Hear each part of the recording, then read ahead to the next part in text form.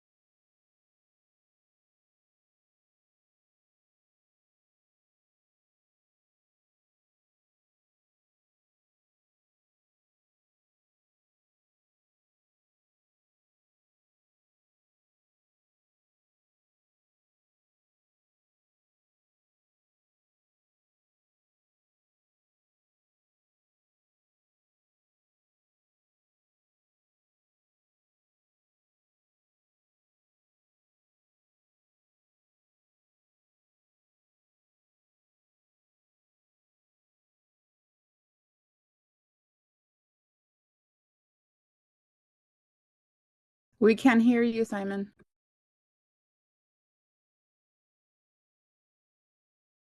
Feel lost without her. Hi, can you hear me now? There we go. Good. I promise you, we usually have a good flow to it. Today is just one of those rare occasions. So, okay, see. Where's the slides?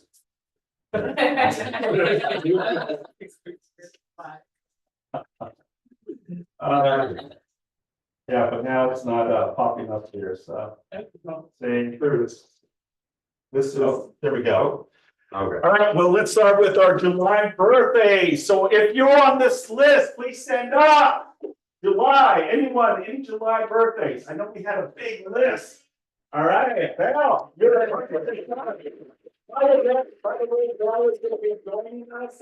She's in the transition of making paperwork. So welcome. And Catherine has signed up with us as well. So welcome to the family. Ronnie, who's up here in the front, just signed up with us as well. So Ronnie, welcome to the family. Awesome. So going back to our July birthday. So congratulations to all the amazing agents that have a birthday. So if you happen to know of any of the agents on this list, please make sure to wish them a happy birthday. All right, my friend, next slide. Now we have, if you can do me a favor, get that mouse. Sure, if you can take that okay. There we go. All right, so we have our KW anniversary. Look at the list of amazing agents. So congratulations to all the amazing agents that are part of this office. And, you know, we're very thankful to be in relationships with you. Okay, next slide, please. All right, is Maria here? Maria! Yeah! Maria, what do you have for us? Well, you know what? I get approached a lot with all kinds of different questions. And some of them I know the answers to, some of them I don't know the answers to. But I always try to go to the source and see if I can get you the answers. Now, I had an interesting question. And because now Simon's my captive audience because he's here, he can't get away and nobody's in his office right now. I can ask him. So I had a question about a mobile home. If its owner is deceased, do they have to go through probate? And I don't know, because it's personal property, it's not real property. So, do you know? You have to go through probate. That's a very good question, right? So if a property is not considered real property and the property owner has passed away, does that mean that it has to go through probate? Okay. Anyone says yes to that question? Yes. I don't know, Okay. I say yes. How many say no to that question? How many people don't know? How about it depends? That was my follow-up. So what about it? What if it depends? Steve, what's your perspective on that? I believe it depends if the decedent has a will or not, and if it is directed in the will. Okay, they have a trust. And they have a trust. And I believe the ownership is in the name of the trust. And so there is a document that Housing and Community Development has, and it's called Transfer on Death Beneficiary. And there's a section of that form where you fill in that that person is deceased and the successor should be able to sign it. So I believe that you don't. But I need to verify that. That was a question I did not have the answer to. So I wanted to- So If it's in a trust, speak up. if it's in a trust, it's not necessary for probate. But If is that the it's a same? will, yes, but if it's a trust, everything is outlined in the trust as where it goes and what happens. But even with personal property.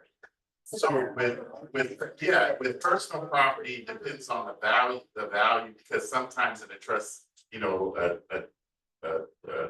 a hat they can say here, go here, but it's, or the trust outlines, that's why I call it a living trust. It outlines everything that's supposed to happen with the things in the property or in the decedent's estate. Yeah, now, of course, you know, people tell me things. This is what I was told, but I haven't seen with my own two eyeballs the title yet, because we're not in escrow. We haven't opened the title yet. I'm just being told this, but I have to wait until we actually. So if the public record, most times public records say the estate of. It's not attached to land, so it's personal property. You have to do the HCV title search. It's not a pre. It's a mobile home. That's a personal property, basically it's personal property with the lease, it's not fine, so you're not buying real property attached to land, therefore owning the land, so therefore personal property is like an ad, is personal property. Yeah, There- that's there what I'm is- trying to figure Thank you, out. Renee. I think it's a valid point, and thank you, Steve, as well. So here's my take and my view. Now, this is me talk, right, as the broker of the office. So when it comes to this type of scenario, if there's a trust, right, and the trust has specific language that the individual that's deceased has written instructions in there after their passing, right? That's the whole purpose of it. Now, if it's a mobile home manufactured home on a park, that manufactured home is not considered real property, right? So in essence, you treat it similar, I hate to say it, but like a vehicle, like personal It items. is literally. Because it is. Because it is. So whoever the successor to that trust has the authority to sell it Without a probate. without a probate. Yeah. There was the answer. Yeah. I think that's fair to say, right? Yeah, so. Even if you've been in real estate for decades, don't always run into every single scenario.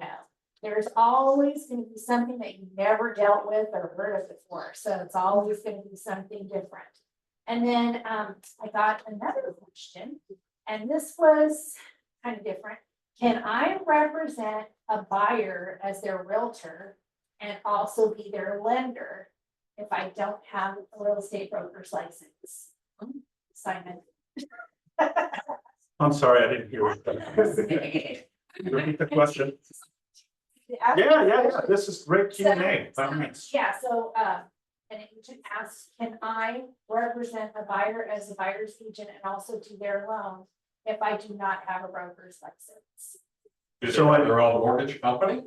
So they work for a mortgage I company? work for a mortgage. So they have company. a license to conduct? Yes. Okay. They said, this is what I was told. Okay, So she so, wanted to know on one transaction, can they represent the buyer and actually do the loan if they don't have a broker's license?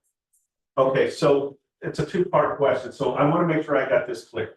He's a salesperson, right? That's one indicator. He's a salesperson doing real estate, but he's also has an MLS license to conduct loans. Correct. Okay. He's not a broker, he's a salesperson, and the question is, can he handle both the transaction as a buying Buyer's agent. and doing the loan, right? Yes. So here's my take on it. You know, and I'm gonna bounce this with you, Steve, because I know, you have a lot of years of experience, but here's my take. Can you do it? The answer is yes. If he is licensed, he or she is licensed, then the answer is yes, you can do it. I wouldn't recommend it just because I feel that there's a bit of a conflict of interest, in my opinion. Just because I'd rather have that arm's length transaction where I'm not involved with the real estate aspect of it, but also the loan aspect to it. Yes. But the answer is you don't have to be a broker to conduct it as long as he or she is licensed to do both. Yeah. Now, with that being said, okay, as a company, we have policies and procedures. And part of your ICA that you form, the form that you sign indicates that you will not do property management nor mortgage loans. Because the problem here is we live in the state of California, right? And what happens in a lot of these states, if someone is not happy, they immediately want to see and speak with an attorney. And if your name is on there, they're going to say, let's go after the agent's E&O insurance, right? So if the individual is obviously licensed, they have protection with that mortgage company that protects them with their E&O insurance. But why would we entangle ourselves in that dilemma? Because if the buyer is not happy or the seller is not happy, they're going to go after someone. So stick to what I think is your practice. Either do loans or do real estate. Don't commingle both. Now, I know a lot of agents do so because they like that extra side money. And they say, well, now with all the changes with NAR and now commissions are going to be slashed and no compensation, why not create an opportunity? I get it. But the essence is now you've got two potential issues and claims, in my opinion. Are you willing to take the risk? It's really up to you. But our office does not allow agents to do mortgages. So if you're a broker, that's a different caliber, a different position. Okay, as a broker, you have your own entity. We cannot stop you from it, but it has to be separate. But as a salesperson, we have, authority to say as part of our ICA. Yes, sir. I agree with you 100%. The additional answer, can an agent do loans and sell real estate as an associate? Yes. Most lenders, though, if you are the listing agent and a buyer's agent and doing the loan, they will not allow you to be the listing agent, buyer agent, and loan agent on it. The lender for the loan will not allow that. Okay. Yeah. That makes sense. Okay. But that was not the question, right? Yeah. The question was the fire. Yes. Yes.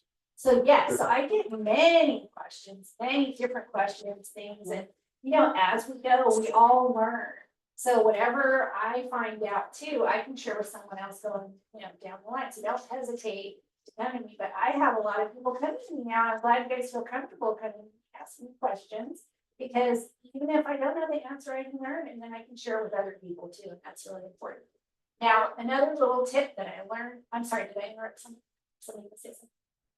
So, and we went to an escrow conference about a month and a half ago. And this is something I have been wanting to share before because it's just something I never thought about. And I know I'm not the only one that doesn't think about it because I can tell by everybody's email addresses, how they think, probably like me. So when we're making up passwords for security, because cybersecurity is such an issue now, there's so many threats to people's personal information, to your banking information, wires. Everybody is so concerned about wire transfers and fraud and everything. So we were talking about passwords, and we were talking about what kind of password do you use. And so a lot of us tend to use our birth dates, our first name, last initial, our middle name, things like that that you can easily get from Facebook or off of the internet and things like that. So they gave us some tips and ideas on how to come up with unique passwords. And one of the things that I thought was really cool was you can make a phrase as opposed to your first name and your last initial. So for me, and I'm not using this as my password. Yes, you are. No. Everybody write this down. Yeah, but I used to totally be a big time Prince fan in the 80s. I loved Prince. So I was like, oh, that would be really cool. I can just say, I love Prince. 11 exclamation point or something like that. So just something to think about as opposed to using your personal information. Come up with a phrase if you went on a trip and you're like, I love Thailand, or I love my cat, or they love, my dog, whatever your dog's name is, come up with something unique like that, like a phrase rather than your first and last name or anything that has personal info that you can get off of social media, because people are looking at your social media when they go after your personal information, and it's just something to think about. So just want to share that little tip. Questions? Awesome. Thank you, Maria. It's a very common scenario. I got hacked into my Netflix account. And it was someone from back east in New York. And they ultimately, if you know Netflix, you can also create a second user. And I caught it because Netflix sent me an email saying, hey, something suspicious is here. Just want to confirm it's you. No, it's not me. So I immediately went into my account, changed my password. Well, this individual had already created a second membership. So I had to go in there and terminate that second membership. But again, with all of the stuff happening right now, it's volatile and it's very easy. And like Maria was saying, we use common phrases, right, to get into our password. And people are professionals out there. They can find ways. They'll play until they get into a system. And it only takes that right username and password, and it could be your bank account. It could be credit cards and all that stuff. So be very, very careful. And also with your clients as well. So again, Maria, thank you very much. Appreciate the insight. Okay, just the friendly reminder, make a camp. What has MAC done for your business, right? So make a camp is just around the corner, August 17th, Austin, Texas. Okay, it's a great opportunity. It's a lot more condensed than family reunion. It's 3 days. You get to go to Austin, one of the hottest months of the year. So you go in there and it's humid, but it's an awesome, if you haven't been to Austin, it's a great little town. It's the capital of Texas, but more so you get to see the dynamics of Gary Keller and the leadership team as well. And it'll give you a perspective on how the offices, Keller Williams runs. And it's amazing. And what I like is this is where it's the most intimate point when having conversations with the leadership. And they're just out there, you know, before the sessions, collaborating, talking to agents. And this is a point where there's 12 to 15,000 agents that go to Austin. So we paint the whole city red. Agents from all walks of life come to Austin. So if you're interested, we'd love to have you part of the group. Let me see if there's a next slide here. Yes. So Mega Agent Camp will be in Austin, Texas, August 12th through the 15th. The hotel deadline is July 27th, just around the corner. If you're interested in registering for Mega Camp, please do. You know, copy, paste it, do whatever if you want to think about it. The flights are super, super convenient. It's about a 2-hour and 15-minute flight to Austin. And there's hotels everywhere around the convention center. So you can literally have a hotel that may feel that it's a little out of the convention center. There's a lot of transportation and it's walking distance as well. So if you're interested in joining us, leadership will be there. We would love to see all of the agents. It's an opportunity to really get an intimate view from the visionary Gary Keller. Okay. All right, multitasking. All right, so family reunion 2025 will also be next year, February 17th through the 21st. Where else? Las Vegas, just where we had it this year. And I believe it's going to be at the same venue at the Mandalay Bay. So if you're interested in getting ready for family reunion, start now. Start now. Okay. Put away the necessary calendar and get the information now. There's a lot of information. This is more of a breakout session. So there's a lot of moving parts. If you go, or if you ever been through family reunion, this is where there's literally hundreds of different breakout sessions. Top performers giving you insights and ideas and strategies and tactics and how to handle real estate, from the luxury to the commercial, to the land, to negotiations. If you're interested, family reunion would be a great fit for you. Again, February 17th through the 21st, Las Vegas. All right, next we have our affiliate, 1 hour heat and air conditioned South Bay with Miriam. And again, thank you, Miriam, for providing us with lunch as well. Let's give her a round of applause. Hi, everyone. Hi. I'm back again with my yellow shirt. It's summer. I know. It's summer. And I figured maybe you guys see the trucks outside driving around yellow, so you'll think of me in yellow folders. For those of you that haven't met me before, I'm a co-owner of 1 Hour Heating and Air Conditioning of South Bay. So we service all the South Bay. We do heating, air conditioning, ventilation, air ducts, indoor air quality. And we created a promo, and I'll pass this all out to you guys so you guys have it also. But here's a promo that we are running. So you can give these out to your clients or for yourself. And if you scan this QR code, we will come out to your house and do a free 81-point inspection. And you will always also be entered into a drawing to get an Amazon gift card. So you just scan this QR code. And then if you are looking for your clients to give them stuff, we have 10% off for realtors. So just make sure you let them know to mention a realtor, and then we will give them 10% off. I have had a couple of calls from some of you guys with property managements and stuff like that. So thank you for that. Thank you for the referrals. We appreciate it. I will pass these out.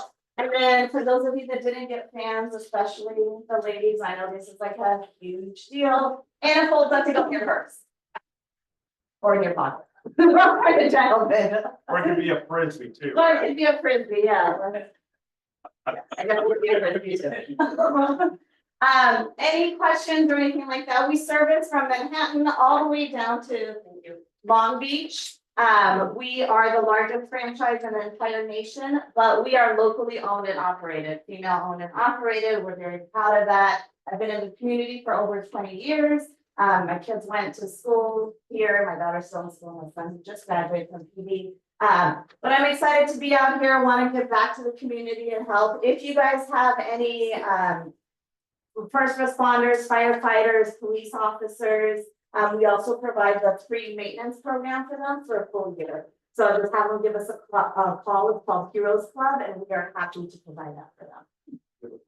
Thank you all. Have a good summer.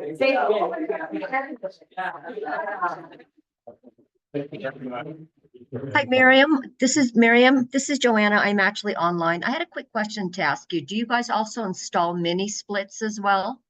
Yes, we do. Actually, that's huge right now, especially when you're just looking for one room or an ADU. Yes, we do all mini splits. We do installations. We do repairs. Because you want to make sure those filters are clean and all that good stuff. Yeah, we do all different sizes. Okay, and then when you install the mini split, is it a one-day job or a couple days? No, it's typically a one-day job. And with any install, you get a free membership for an entire year of maintenance. So we'll come out twice a year, change all your filters, make sure your system is running appropriately. Thank you. You're welcome. Awesome. Anyone else have any questions for Miriam? Awesome. Well, thank you, Miriam. Thank you. Again, let's give her a round of applause.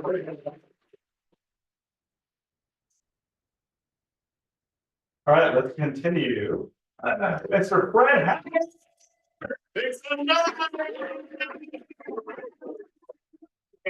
The one thing Simon didn't tell you, the reason why he knew that the hotels were real close and you can get there any way you can, because, you know, he uses the scooters, you know, right? You didn't tell him about that. I did not, but yeah, I found myself one year literally on a scooter. Never been on a scooter, especially electric scooter, and boy, oh boy, was I having a fun time. I mean, I was at full throttle, I left the rest of the people. See? This is when, you guys, if you remember Ed Morrell, he was my director of growth here. Him and I were on scooters, just storming Austin. Yeah. Yeah, boomerangs, you know, Oh, yes. they did it all. Listen, y'all know I preach every Sunday. So today, I'm gonna give y'all a message. I'm not gonna give you a text, but I'm gonna give you a message. I'm gonna do just what I do on Sunday. The message today is, the title of the message today, the simplicity of real estate. Okay? Now, when I go to church, they say amen. Amen. Amen. So I want you to turn to your neighbor, and when I tell your neighbor, we're gonna talk about, come on, turn to your neighbor. Say, we're gonna talk about the simplicity of real estate. Let me tell you something, I'm gonna sit down. Listen. What you do or don't do is a direct result of how much money you put in your pocket. And that's how simple real estate is. Because the only thing you have to do in real estate to be successful is talk to people about real estate. About real estate. Hello? Right? Yeah. And why is that the hardest thing to do? Huh? It's what? You can do it. Just be like Mikey. Just do it. Don't fall now. Talk to, I know. Talk to whoever you can, whenever you can. Just like, you know, since Jacqueline was in a place, in the hospital, in ER, talking to the nurse and had a post-it with information, getting the information, okay? So if you want to be successful in real estate, the only thing you got to do is 2 words: lead generation. You know, I talked with Eric yesterday because Eric and I are captains for both. And he said, I didn't know 100 contacts a week is so difficult. Guess what? But guess what? 100 contacts a week, 400 contacts a month, 400 contacts a month times 10, that's 10. So I don't do math, so I do it either. That's 4,000 contacts in 10 months, right? Don't you think real estate is a numbers business? Yes. The more numbers you hit, guess what? The more likelihood it is for you to get money in your pocket. All right? Is there another slide up there? Let me check. No, okay. But we want to congratulate one of our mentees. They closed on the deal. We don't have it up there, but we will share with you next week which one closed. So we want to give a whoop, whoop, okay? All right. So we'll share again next week. Before Fred walks out, you know, I think what he was saying really resonates with me. Again, if you were on this morning's producer's mindset, you know, with all of the changes happening right now as we speak, right, NAR settlement, new contracts, new forms that relate to non-compensation and how we're going to get paid a commission, right? Even on the MLS right now, we're seeing zero compensation from the listing side. Okay, and now we're asking the buyers pay us a commission, right? The essence of what Fred was saying today just kind of resonated with me, and it hit the core for me because one of the key elements that I was saying this morning was polishing your presentation skill set. Now, a lot of us think presentation skill sets means our listing agreements, right? Our presentation. But in essence, it goes way above that. And what I mean by that is self-reflect. What is it that I need to change today for self-reflect? The way we dress, the way we show, the way we present ourselves, even a handshake. How's the handshake, right? Is it solid or is it soft? Eye contact, right? All of those are valuable assets because people will do business with you when they like you and trust you. And they'll know immediately if they're going to be working with you or not. So you need to have that mindset change attitude every single day moving forward. Because the importance of what we do, because as Fred states, it is a numbers game. It's a contact sport. Every day should be, who is my next client? Who is my next buyer? Who is my next seller? Heck, who is my next investor? Because they're out there. People buy, people sell, people invest. The question here, right? And I hate to be a broken record, but the question here is it you or your competitors getting your clients? Take advantage of the market share. I don't care what chaos is being said about real estate right now. Stay in your lane, folks, and do what you need to do because business is being done, either you or your competitor. And two things. Everybody's waiting on Simon to tell us everything about what's happening with NAR. Everybody in here got an email from the from CRMLS that outlined what's supposed to happen on August 15th. If you want to make yourself a person of value, one thing that I've learned, in order to learn something, you teach it. So why don't you look at what's there, do a little podcast or a vodcast, informing your clientele what's going on in the market by the information that's already there. Just read it. Say, hey, this is what's going on. That's happening August 15th. Guess what? Y'all don't have to worry about it because we got it under control. We're making sure we're getting in on the ground level to make sure we know everything that needs to happen in this contract situation so that we can service you better. That's just a 5-10 minute video, even less. So you're going to say one thing before I leave. If it is to be, It's up to me. if it is to be, It's up to me. It's up to me. It's up to me. Amen. Let's find your wife. Let's wrap it up. If it is to be, It's up to me. okay, repeat after. If it is to be, it's up to me. It's up to me. Good. All right.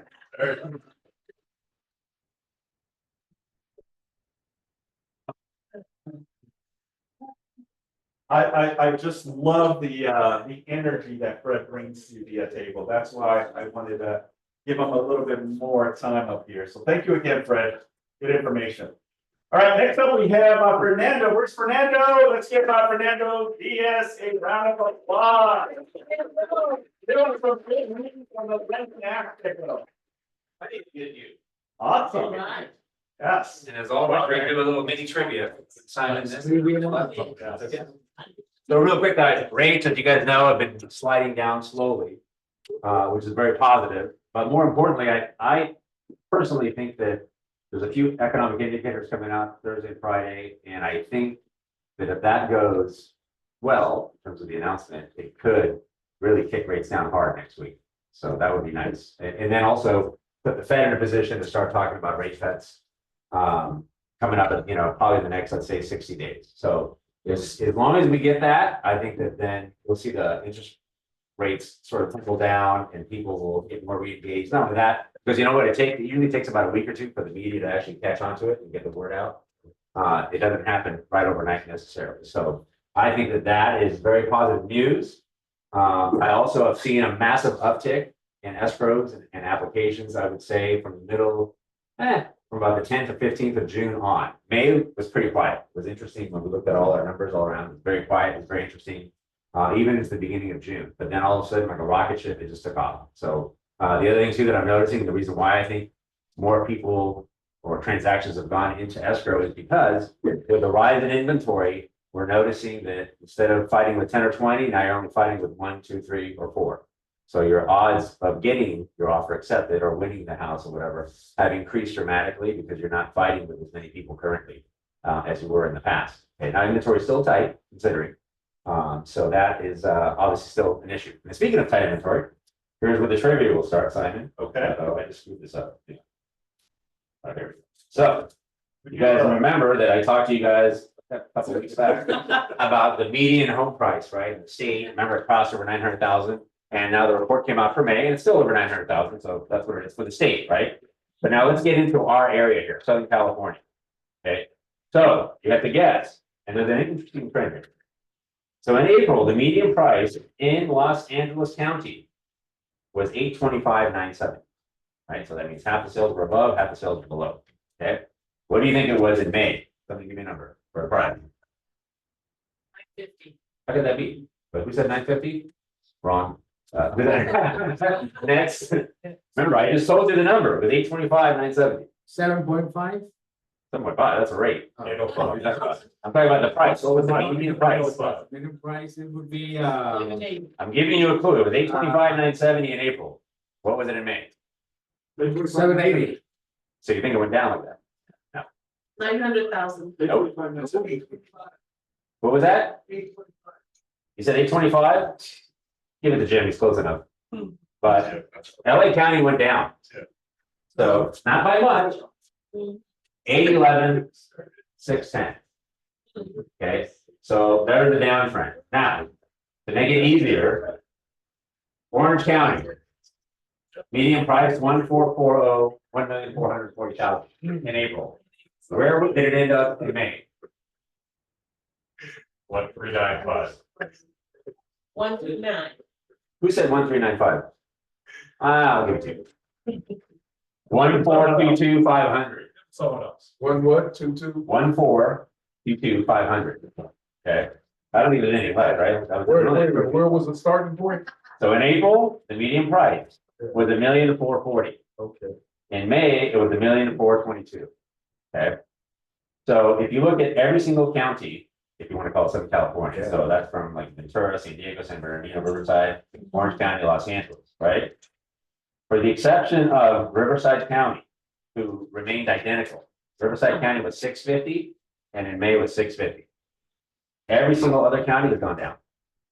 So did we crest in April?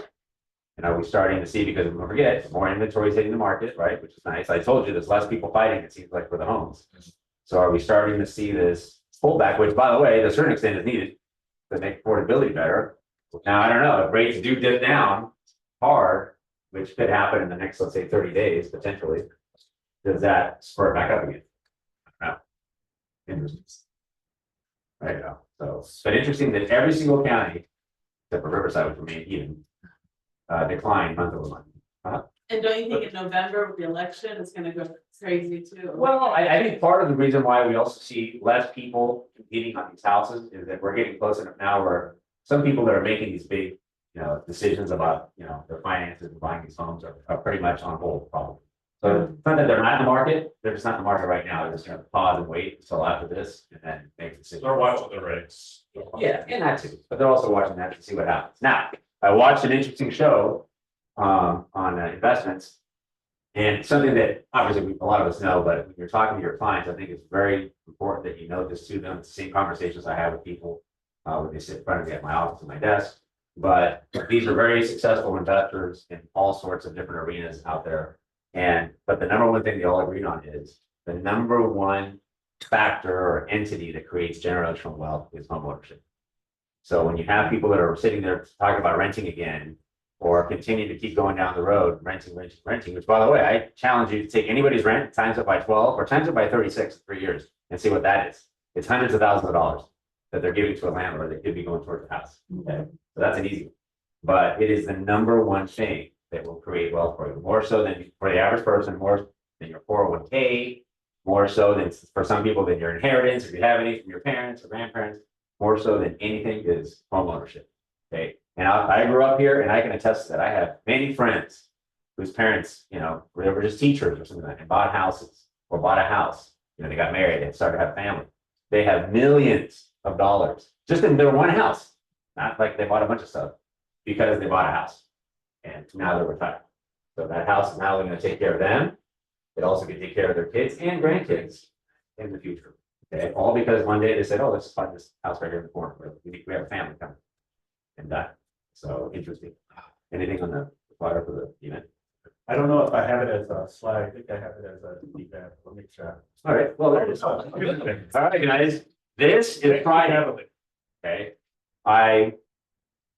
you should all attend. I don't care how, you don't have to be Al, over here running triathlon. Oh, right there. Yeah, okay, so don't worry about it. You don't have to be like Al. It's called that. You don't have to be like Al to Inspired to be because like. don't forget, you're part of the team. Okay, so this is not, you're not on your own. Okay, so I don't care what level you're at, because I get these questions a lot. Everybody can participate and do their best and get this done. We've been doing it now for 5 or 6 years. We always get a great turnout. We can I'll be here at 11:30, or you can meet us at the gym at noon. That way it gives you time to, warm up a little bit, stretch, all that stuff. It's right there on Harondo. You guys know where Harondo is? 190th and PCH. Well, if you were to go west, it turns into Harondo. It's still 190. I call it 190, whatever. So you just go down there. It's on your right, about, I don't know, call it 50 to 65. We have flyers too, if you want to take a photo of the flyer. Yeah. It's a great event, guys. It's a great event, guys. Followed by lunch and drinks and whatever you guys want. We're gonna go to Sharky's immediately after, which is very close by. I highly recommend you bring an extra t-shirt or something to change into. But we've been doing it now and it's been very successful. Everybody seems to enjoy it. So I highly encourage you to attend. It's fun with your fellow KW coworkers. It's a great workout too. Yeah, I mean, I remember one year Rosie, I don't know if Rosie joined the gym. She literally Yeah. joined the gym after that. She loved it. And she was there at 6 a.m. because I go at 7. I was like, damn. Hardcore. It's not 6 a.m. They're hardcore. Yeah, they are. So I highly encourage you guys to go. I mean, you can see that by the picture, all the S&Ds typically same type of group, same size group. And it's a lot of fun. We'll go afterwards and have some food and drinks. And I guarantee you'll break even for the day. You will not gain or lose. You're gonna burn a bunch and then you put it all back. Believe me. Okay, awesome. Let's get the next one. All right, any listing pitches, fire needs and wants coming soon. Eric. Please come up to the front so the speaker can hear you, please. I got a 4-bed, 2-bath in Reseda for $1,050,000. Whole in a month and one.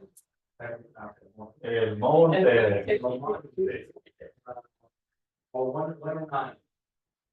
And we got a buyer looking for 650 or under. Any decent areas for family home. And then we got somebody else that got the Dream for All program. Up to 540 anywhere decent. So they can get something good. So Beautiful. Awesome. Anyone else? Allie. We finally got our listing for the 43 units on LA. It's on 120th and 200 and 120th.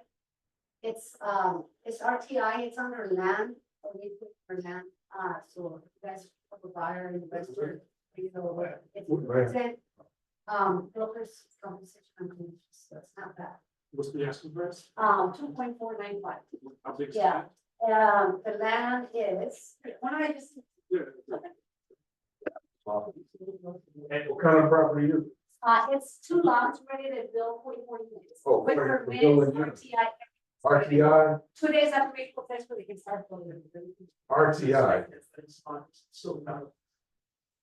It has 2 little holes right now, you need to tear those down, so we have the permits for that too. Who's RTI? Sure. Who's RTI? Ready to build. Yeah. Oh, ready to build. Okay, Yeah. gotcha. Yeah. That's acronyms that you're gonna be learning, my friend. I got you. Anyone else? What else? All right, well, let's go ahead and continue. All right, now we're gonna give you guys the latest stats. So let me stop sharing. And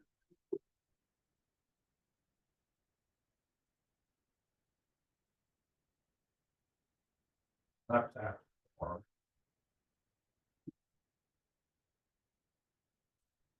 Okay, so these are the stats for the Taurus. Right, so this is Torrance 90501. We have the highest sales price was 1.8. That sold on February 9th. Average sales price is 1,066,000. Median sales price was 990. It's 0.5% up. I don't know why it says December here. I know this is month of June. We had 55 sold, 16 actives, and 11 pending. Again, highest point, 1,990,000 and 655. Look at what people are buying: 1 bedrooms, 2 bedrooms, 3 bedrooms, 4 bedrooms, and 5 bedrooms. Now we're going into the 90502. Your highest sales price in Torrance on 90502 was 960,000. That sold on April 25th. Average sales price was 833. Median sales price was 845. We had 21 sold, 2 actives, and 3 pending. 90503 zip code. Highest sales price was 2,150,000. That sold on June 3rd. Average sales price was 1,406,000. Median sales price was 1,399,000, up 8.9%. We had 85 homes sold, 13 active, and 6 pending. What does that tell you, folks?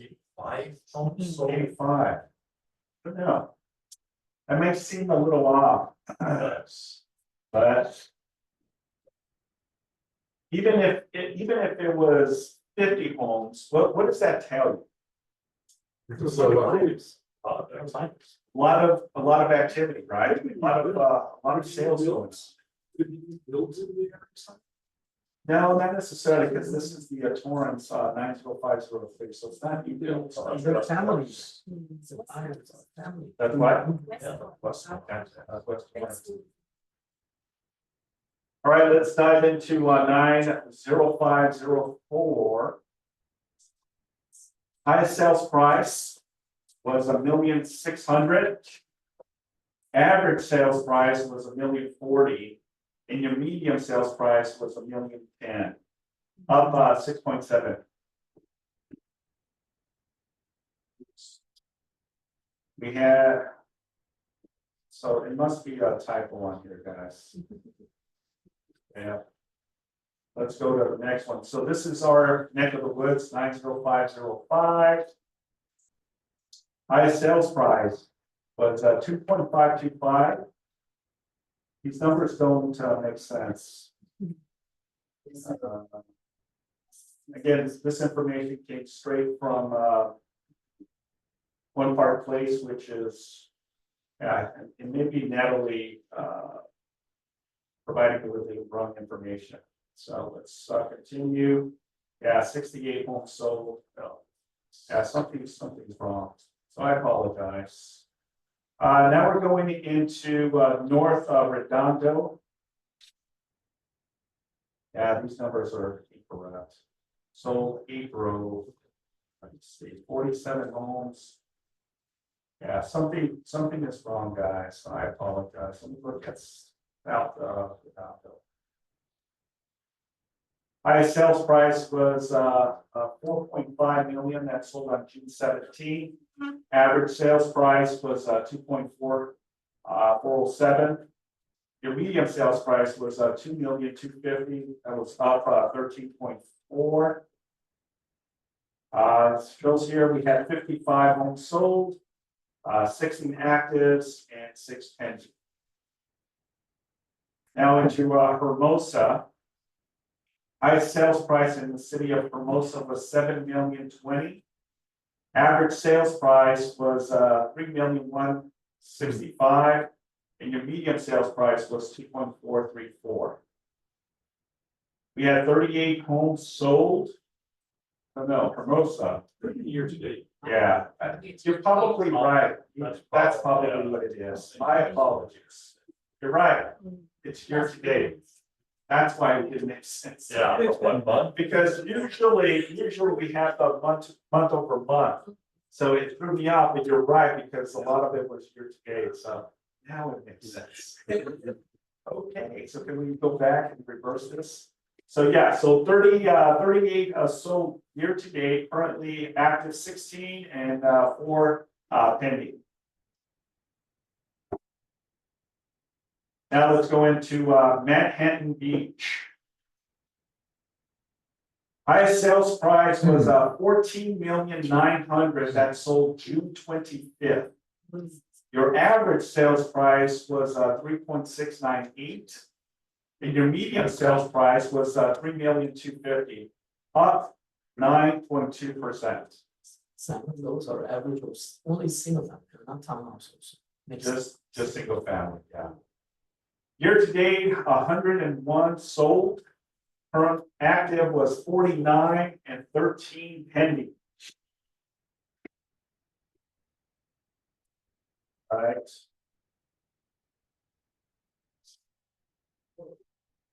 Here's some of the sales of recent homes sold in Manhattan. Okay, I think that's it. All right, so now let's go into a broker update. So part of the segue today that I wanted to chat is about existing disclosures regarding reports. Okay, so let me pull this up real quick. 1 second.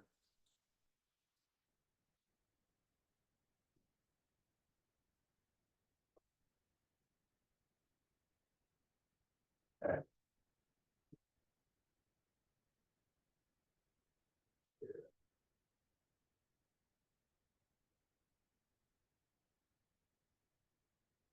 All right, so with all of the changes happening today, I wanted to provide you with a quick guide on some of the things because I've been getting a lot of questions regarding disclosures of reports, right?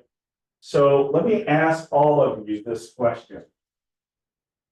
If you're a listing agent and you go into escrow, you go into contract, the buyer's doing their due diligence, right?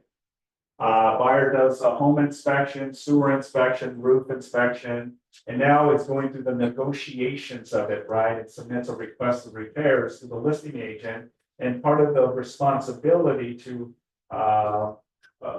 negotiate, they provide what we have is the reports. Now that buyer, after going back and forth in negotiations, decides, well, the house has too many issues, I'd rather back out of the deal.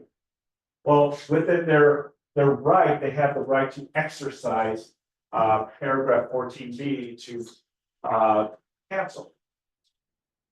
Buyer cancel, seller cancel, mutual cancellation, and now the property goes back active, right? Goes back active. But the listing agent had the previous reports.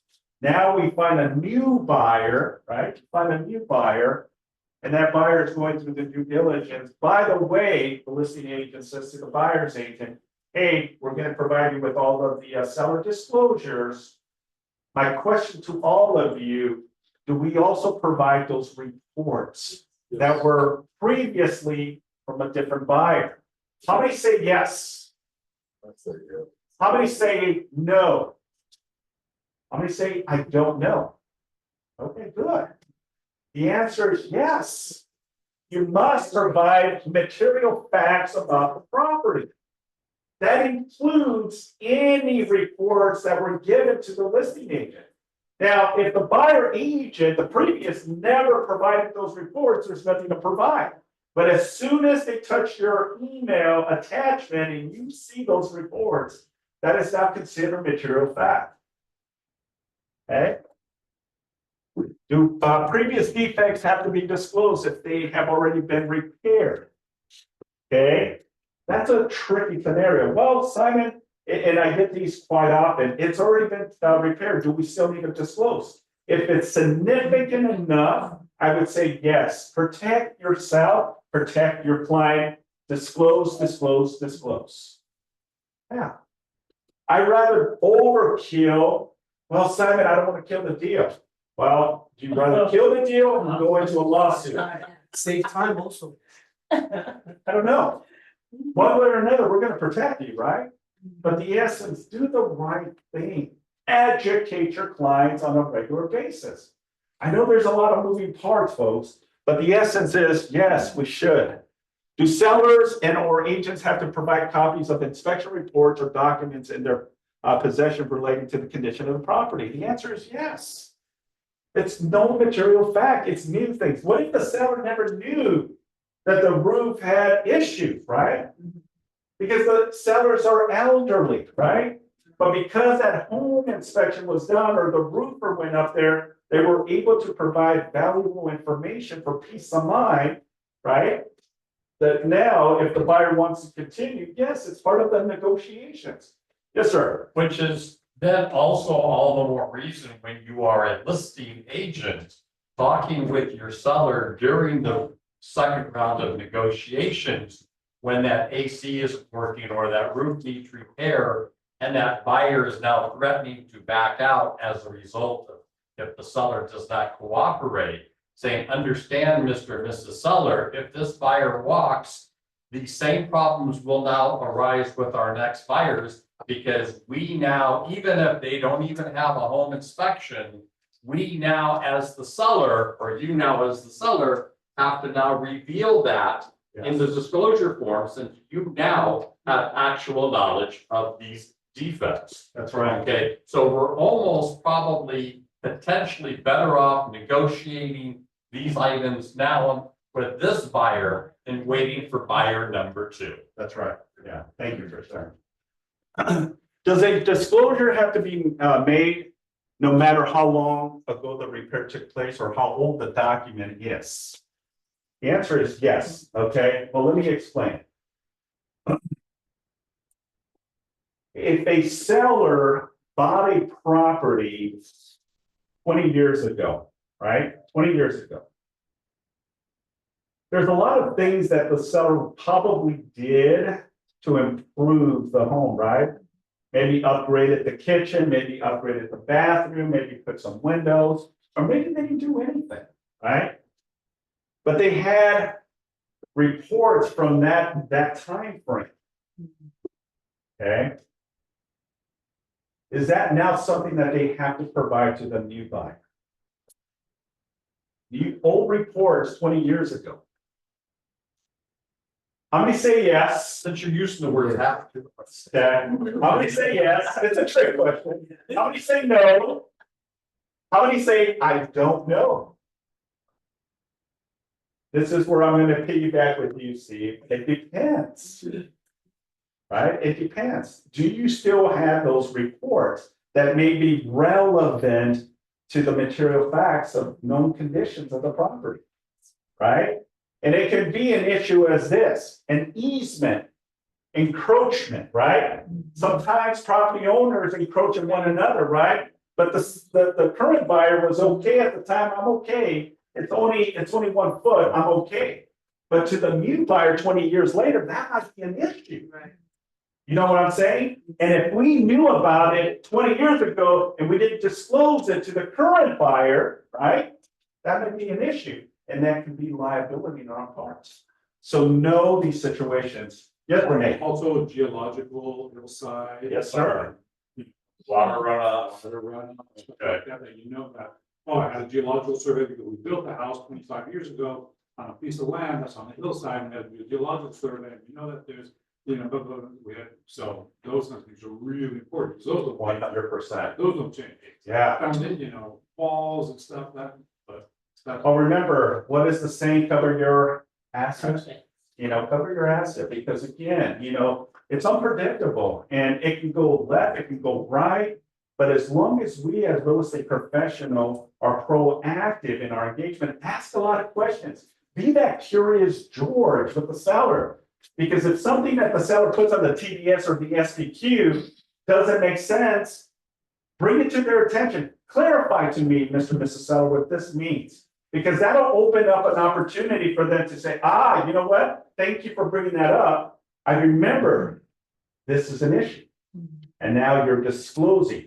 Now, remember, all properties are sold in as is conditions. Yes or yes? Yeah. The seller doesn't have to even entertain a buyer's request of repairs. Now, it's part of the negotiations, right? Yeah. But they do not have to say yes to all buyers' requests. Now, it's negotiable, right? Back and forth, right? You give and you take in order to make it go, because this is where most deals fall apart, is through the request of repairs. Okay? So it's again, it's like playing tennis, back and forth, back and forth, back and forth, to ultimately come to a conclusion that works good for the buyer and works good for the seller, right? And then we continue with the process. But at the same time, we ask the buyer to release that as a part of the conditions, right? So just food for thought. I have a question. Yes. For health and safety, when you say as is, does that still apply as it relates to health and safety, as it relates to? Everything and all, yes. Everything. As long as you say there's poison in there, there's rattlesnakes in there, you know, then you're fully disclosed. You know, it's up to the buyer now to say, I don't want to buy it, or let me get an expert to go out there. As long as you disclose, because the house could be coming apart or falling apart, right? And you say, look, I caution you, house is in really bad shape.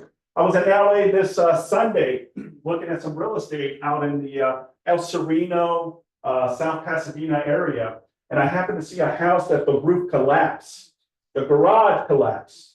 Because the owner, I've got a little bit of history, the owner did some modifications with never getting a contractor and started doing stuff, and now the roof collapsed. The city of Los Angeles completely says no one can live here. And it's been sitting there for years and years and years. Okay? But that's something that I would caution, don't go in there, because if the roof collapses, you can get hurt, seriously. Yes, sir. You have to disclose a ghost. You know, that's a very good question. I'm not superstitious, even though I hear things in my own house. I literally hear people walk. I always have to the hallway, and someone else, I feel like someone is walking. I literally kid you not. I'll be in the living room watching TV, and then I have to look because I hear it's someone. I don't know if it's a ghost. You know, that's superstition, Simon, that's a real ghost. It's probably a real ghost. Here's my take on it, right? Because some people are superstitious and some people are not, right? It depends on the relevancy of it, right? If the seller feels compelled that it is concerning, then I would say, yeah, even though it may sound a little odd and weird, I haven't seen a disclosure, but maybe I have seen one that's like, yeah, there's, you know, normal accident, what do they call it? Our normal activity. Normal. Paranormal activity. We got neighbors. So it's a question that you have to kind of gauge it. But it's no different than death on the property, right? Because there's buyers that will not buy property that, Somebody dies. someone passes away in the house. And to others, it doesn't really matter. Okay, I'll buy property with dead bodies, even if it's still there. I'm not serious. So that's me, folks, right? I'll make six love and I'll move it. Some sparrows and get it done, right? Thinking coming your last time. But that's me, right? So, in essence, so here's the last part, and then we'll call it quits. So, I'm sorry about that. Let's see. What is this? Oh, here we go. All right, so part of the rules and regulations with the Department of Real Estate, right, is what is the amount of time that we need to retain copies of any paperwork as a real estate transaction? 7 years. How many say 7? 3. How many say 5? How many say 3? 3. Okay, the answer is 3 years. 3 years, you must have documentation on any transaction. So if the Department of Real Estate audit us and they say, hey, I want to see ABC Street, we must retain it for a minimum of 3 years. Now, Keller Williams, because we have an amazing platform, holds on to transactions for 7 years for peace of mind. Okay, so if you need a transaction or a specific form, we retain it for 7 years. Okay. Any? Hi, Yeah. this is Joanna. I had a question to ask you regarding that. If a buyer goes to sue, is there a statute of limitations as to how long they can do that? Like, do they have up to 7 years? They have up to 10 years? Is there a statute at all? Very good question, Joanna. Thank you so much for bringing it up. So the statute of limitations starts at the moment that someone finds that issue. So there is not a specific, you close this in 10 years from now, right? 10 years from now, they come back and say, well, you know what, we found out that there was an encroachment. Then ultimately that opens up that position that they can now see damages. So there's really no statute of limitation. Now, with that being said, Joanna, remember, the Department of Real Estate says, and I've been in a situation similar, and I remember this very vividly, because this was someone that came back 15 years later to file a claim against our agent and the previous seller, and this was 15 years of a transaction. I was not even involved in this office then, but it happened many years with the agent, and the agent brought it to our attention. But we didn't have anything on filing. You know, so the way I see it is, it's going to be very hard for them to really now say, hey, why did you not bring this early on, right? So I think it's something that will probably get kicked out. Okay. But to answer your question, Joanna, it really starts from the moment someone finds that material fact. So if it's 5 years from now, and most people will probably think, well, maybe it's too late for me. But if they know the law or speak with an attorney, they'll try to push this claim still, even though it's a long time. But that's why we have a defense, and this is the reason that the Department of Real Estate says that 3 years is the limit to it, right? And most times it'll get kicked out because obviously they should have brought it to our attention sooner, right? Usually most of the issues happen within the first 6 to a year when we see some issues with that. So I hope this information was of help and kind of an understanding that any reports that you have from a previous or an existing report from the seller should be provided as part of the process, because the seller is going to ask you, do we need to provide that as part of disclosure? Yes, you do. Well, it may kill the deal. I understand, Mr. Seller, that it may kill the deal, but again, and here's the other one, and I'll leave it as this: investors, right? Investors will go in there because what is their number one job? They want to get the deal at the lowest possible they want. So they'll get this crazy inspection done, all these inspections, and now it's like $100,000 worth of stuff, right? And now they're putting a demand with the seller to negotiate, hey, after all this, you know, we're willing to buy the property, but not at this price, but we'll buy it at this price, right? And they usually use scare tactics. Well, if you cancel, you know you have to provide that to the new buyer, right?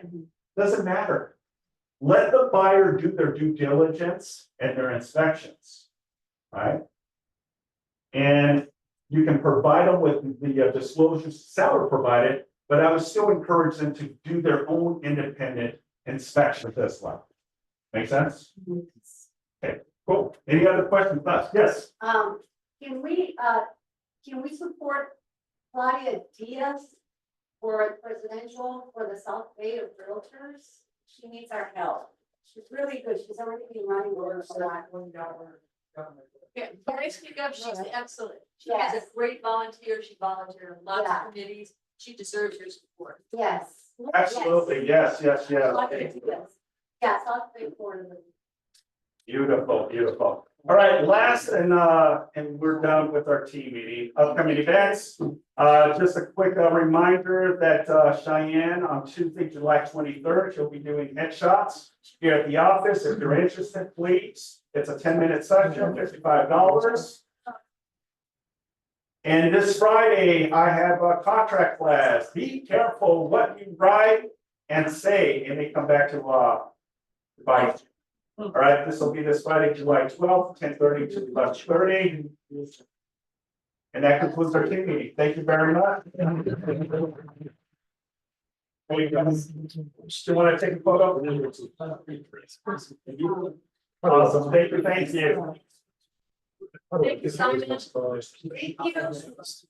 What tell you, I read it. Dozens. That's true.